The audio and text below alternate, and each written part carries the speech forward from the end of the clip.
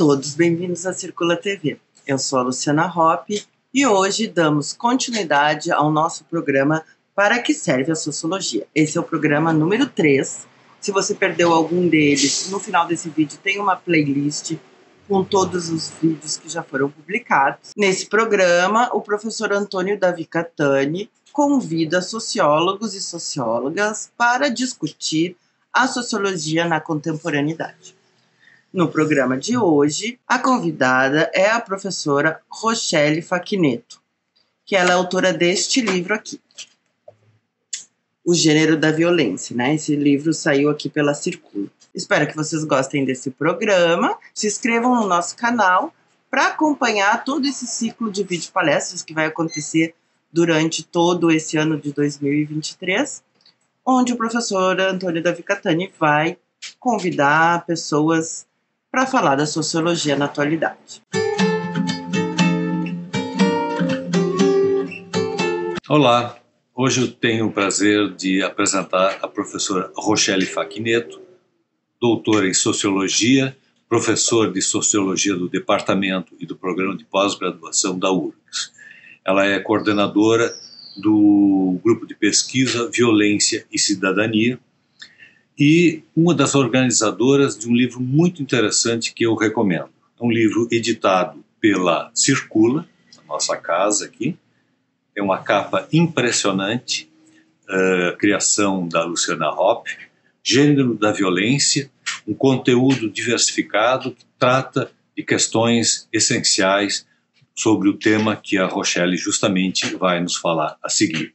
A construção social da questão do gênero, envolvendo, né, infelizmente, violência. Contigo, Rochelle.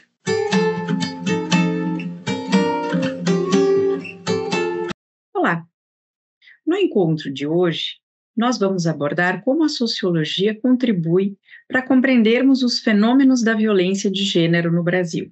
O tema mais específico da violência contra a mulher ganha destaque na agenda pública brasileira na década de 70, sobretudo ao final da década de 70, quando alguns casos de violência letal contra as mulheres passam a ganhar repercussão da mídia. Um desses casos é o do Doca Street, que em 1976 assassinou a sua então companheira, a Ângela Diniz. Em comum nesse caso e em outros que ganharam repercussão naquele momento foi o fato de que no julgamento, a partir da tese da legítima defesa da honra, muitos desses homens acabaram sendo absolvidos, o que produziu uma certa legitimidade dessa violência e uma aceitação e naturalização dessa forma de violência quando cometida para defender uma suposta honra masculina. A partir desses fatos, as mulheres de movimentos feministas começaram, portanto, a se articular, tendo como eixo aglutinador justamente o tema da violência, e passaram, portanto, a reivindicar um protagonismo maior do Estado e de políticas públicas no enfrentamento dessas violências. É justamente, então, a partir da década de 80 e, sobretudo, 1985, quando há a criação da primeira delegacia de enfrentamento à violência contra a mulher em São Paulo. Desde então, muitas políticas foram sendo implementadas buscando enfrentar essa problemática social. Destacamos aqui a Lei Maria da Penha, de 2006, e, mais recentemente, a Lei do Feminicídio, de 2015, que é uma qualificadora do crime de homicídio quando este se dá em razão do sexo feminino da vítima e em condições de violência doméstica e familiar contra a mulher. Concomitante, portanto, a essas ações, projetos e políticas públicas de enfrentamento à violência contra a mulher, também foi se constituindo um campo de estudos. E aí o destaque também para a contribuição dos estudos sociológicos, que buscavam, portanto, desde a década de 80, entender, num primeiro momento, as circunstâncias, as formas de expressão dessas violências contra as mulheres, os perfis de vítimas, os perfis de agressores, buscando uma compreensão maior desse fenômeno, portanto. Os estudos sociológicos também deram ênfase a essas iniciativas que foram sendo criadas pelo próprio poder público, as delegacias da mulher, as instâncias do judiciário e também do tribunal do júri, que é o espaço onde se dá justamente o desfecho do julgamento desses casos de violência letal contra as mulheres, buscando, portanto, entender como se dava a acolhida desse tipo de violência no âmbito do sistema de justiça criminal. Um outro conjunto de estudos também buscava explicações para essa violência. Como nós podemos explicar a violência contra a mulher? Qual a raiz desse fenômeno? Por que ela acontece de forma tão expressiva na sociedade e há tanto tempo? Então, muitas abordagens foram sendo desenvolvidas para tentar explicar esse fenômeno, muitas abordagens sociológicas, e aqui, então, eu dou destaque para uma dessas abordagens, que é de uma importante socióloga brasileira que chama Eleiete Safiotti. Ela busca explicar a violência contra as mulheres como uma expressão, portanto, do patriarcado. Esse sistema que está na base da sociedade brasileira, que estrutura a sociedade brasileira, é então que explica que há uma socialização distinta para homens e para mulheres no que diz respeito às relações de poder. Então, essa violência se dá justamente por uma relação assimétrica de poder entre homens e mulheres, e onde há, portanto, a subjugação das mulheres ao poder dos homens.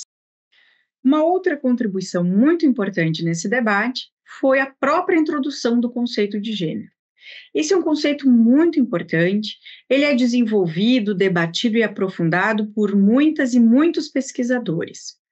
Mas um trabalho em especial teve bastante repercussão no cenário acadêmico brasileiro, que é o trabalho da historiadora norte-americana Joan Scott. Ela escreve um texto em 1986 que se chama Gênero, uma categoria útil para análise histórica. O que a Joan Scott vai nos dizer? Ela vai sinalizar que gênero é uma construção social, ou seja, que está atrelado aos papéis de ser homem e ser mulher numa dada sociedade, são fundamentalmente significados sociais e não determinações biológicas. Da mesma forma, ela vai abordar gênero a partir da dimensão relacional, enfatizando que toda informação sobre mulheres é também informação sobre homens.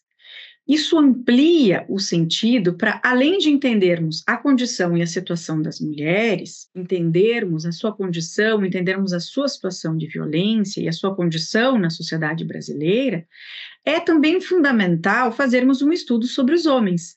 Entendermos quais são os sentidos da masculinidade, entendermos quais são os tipos de masculinidade e por que algumas formas de masculinidade têm no recurso da violência a sua forma de sustentação e de afirmação da identidade do ser homem. Isso é fundamental para entendermos as razões, os sentidos, os significados das violências de gênero no Brasil. Da mesma forma, esse conceito foi muito importante porque ele ampliou o olhar das diferentes formas de violência. Então, não há apenas uma violência contra a mulher, mas há uma violência de gênero, em que aí podem se entender diferentes fenômenos da violência, inclusive aqueles que são cometidos contra a população LGBTQIA+. Então, nós entendemos que a matriz dessa violência está justamente sustentada nas relações de gênero e de sexualidades de uma dada sociedade. Esse conceito de violência de gênero é muito importante, portanto, para entendermos não apenas a violência contra a mulher, mas as violências cometidas contra a população LGBTQIA+. Então, na matriz dessa violência, há o ódio às mulheres, o ódio ao corpo das mulheres e o ódio também a todas as pessoas que não se adequam a determinadas normas de gênero e sexualidades esperadas numa dada sociedade. Então, a matriz dessa violência pode ser pensada a partir desses marcadores de gênero e sexualidades. E não apenas o marcador de gênero e sexualidades, mas os estudos também têm apontado para a importância de pensar o marcador racial nessas diferentes formas de violências, e não apenas o marcador de gênero e sexualidades.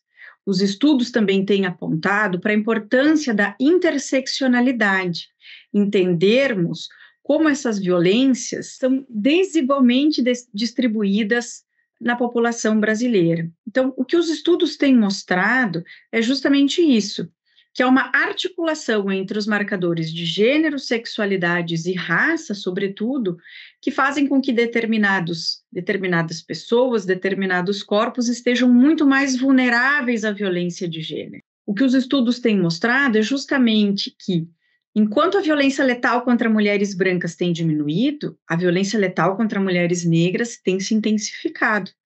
E da mesma forma, dentro da comunidade LGBTQIA+, as pessoas negras estão ainda mais vulneráveis. Isso nos faz pensar, portanto, na relevância desses marcadores para entendermos os fenômenos da violência de gênero na sociedade brasileira. Então, de uma forma mais sistematizada, nós podemos sinalizar para algumas contribuições da sociologia ao longo de todos esses anos para entendermos e compreendermos um pouco melhor os fenômenos da violência de gênero na sociedade brasileira. Então, a sociologia tem sido fundamental para entendermos as diferentes manifestações das violências de gênero, não apenas as violências físicas, e talvez, sim, a violência letal como expressão máxima dessa violência, mas essas violências, elas só se sustentam porque há também violências simbólicas que deslegitimam, que ridicularizam, que menosprezam as mulheres e também as pessoas LGBTQIA+. Sobretudo, num contexto mais recente, a disseminação dos discursos de ódio nas redes sociais.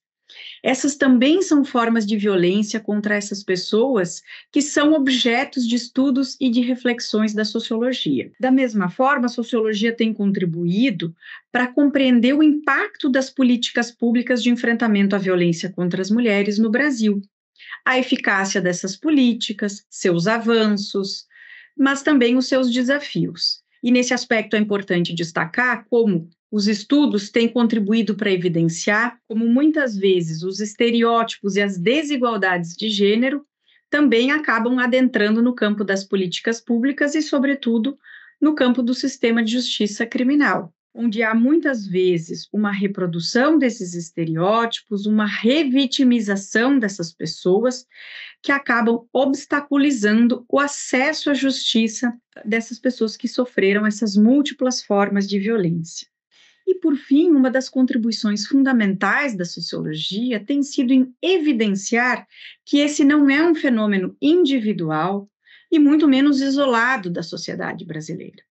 Esse é um fenômeno social, em que tem dimensões sociais que nós podemos entender e que podem ser compreendidas a partir da estrutura patriarcal que constitui as relações entre homens e mulheres nesse país. Então, é preciso olhar para as relações assimétricas de poder que vão também explicar essas formas de violência e, sobretudo, para essas formas de masculinidade, esses tipos de masculinidade que se forjam a partir do recurso da violência para a afirmação de uma identidade masculina. É central também destacar que, se nós entendemos que esses fenômenos da violência se constituem, se constroem, se reproduzem também a partir de marcadores, a partir de dimensões que são sociais, a grande contribuição disso está justamente na possibilidade de que esses comportamentos sejam transformados. Porque se eles são socialmente produzidos, eles também podem ser socialmente transformados. Então, essa, ao meu ver, é uma grande contribuição dos estudos sociológicos, ao evidenciar que essas violências também são socialmente produzidas, é possível pensar socialmente alternativas para que não haja uma reprodução desses comportamentos violentos, para que nós possamos construir outras formas de masculinidade, para que nós possamos ter processos de socialização que não sejam pautados por uma gramática da violência. E aproveito para anunciar o nosso próximo convidado, o professor Adalberto Moreira Cardoso, que vai falar sobre o tema classes médias e política no Brasil. Então, pessoal, espero que vocês tenham gostado do nosso programa.